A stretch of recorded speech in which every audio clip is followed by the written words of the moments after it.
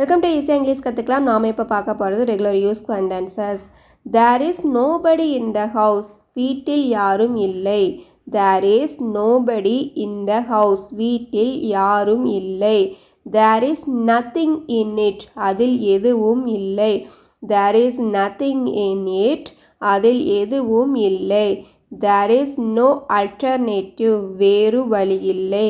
There is no alternative. வேறு வழி இல்லை. There is no such person. அப்படி ஒரு நபர் இல்லை. There is no such person. அப்படி ஒரு நபர் இல்லை. There is no such place. அப்படி ஒரு இடம் இல்லை. There is no such place. அப்படி ஒரு இடம் இல்லை. இந்த சென்டென்சஸ் எல்லாம் உங்களுக்கு யூஸ்ஃபுல்லாக இருக்கா அப்படிங்கிற மறக்காமல் கமெண்ட் பண்ணுங்கள். இது போல் வீடியோஸ்க்கு சேனலை சப்ஸ்கிரைப் பண்ணி ஃபாலோ பண்ணுங்கள். தேங்க்யூ ஃபார் வாட்சிங்.